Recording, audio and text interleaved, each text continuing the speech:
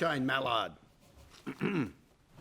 Mr Deputy President, I rise tonight to speak on one of my favourite topics, something I'm very proud to be a part of a government that's achieving, and that's the latest game-changing transport announcement by the Berejiklian government.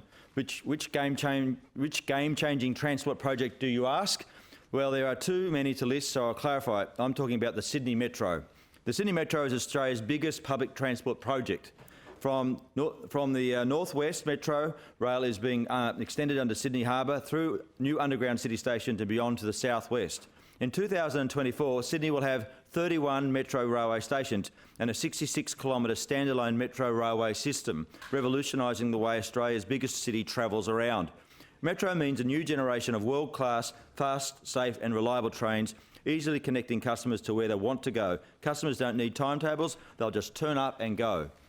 In May this year, Metro services in the North West Line commenced with the train every 4 minutes in the peak. This Metro rail will be extended into the CBD and includes stations at Martin Place, Pitt Street, Barangaroo and the new Metro platforms under Central, and will continue through to Bankstown. This will be a 30-kilometre extension of the Metro rail from the end of Sydney's Metro Northwest at Chatswood, under Sydney Harbour, through the new CBD stations and southwest to Bankstown. It's due to open in 2024 with 7 new Metro stations and 11 upgraded stations. Only 2 weeks ago, the Metro tunnelling machines reached the heart of the city, breaking through at Martin Place.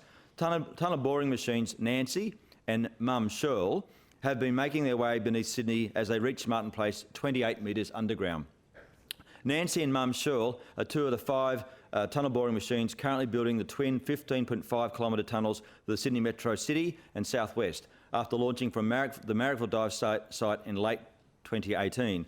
That means 22 kilometres of tunnels have now been completed in only 11 months. This is incredible progress on this project.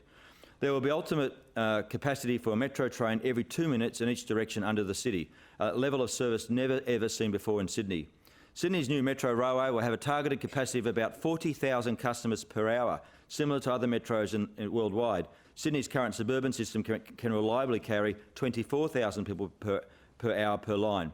This week we had another fantastic Metro announcement from the Berejiklian government confirming the Metro West project will commence construction next year in 2020 and due to open in 2030. While some have criticised the timetable of the Metro West, this is a cautious and realistic timetable for completing this complicated and ambitious project to Western Sydney.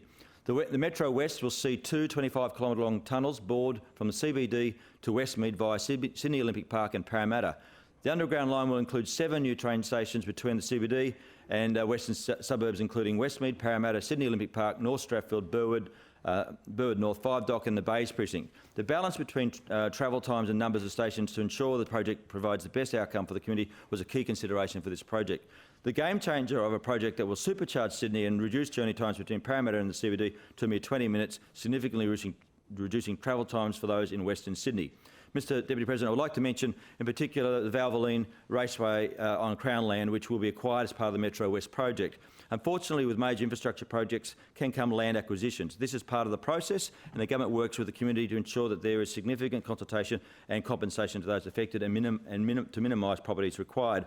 Regarding the Valvoline Speedway, which my father used to attend, Minister Constance has assured the Speedway management and fans that the government will build a brand new speedway with better facilities and ensure the sport continues during its transition from the existing site. This is a great opportunity for the sport of speed car racing.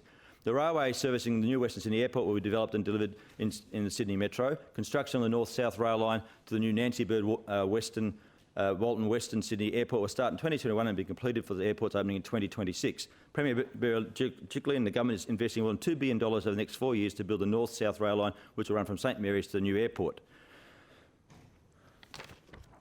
The Sydney Metro, North West, South West and West Metro are all part of Australia's biggest transport infrastructure project. To quote Premier Berejiklian, Sydney Metro is a case study in how a good government makes bold decisions and makes them happen. We have seen this game-changing North West Metro has transformed transport as we know it. I can't wait to see the transformation of the South West and the West Metro will have on these areas of South West Sydney. It's a disgrace, Mr Deputy President, that the Labor Party opposition, who famously abandoned their CBD Metro to Balmain at a cost of hundreds of millions of dollars, are constantly are not constructively supporting our revolutionary public transport agenda. There's no doubt that transport infrastructure will be the greatest legacy of the New South Wales Liberal National Government. The Honourable Daniel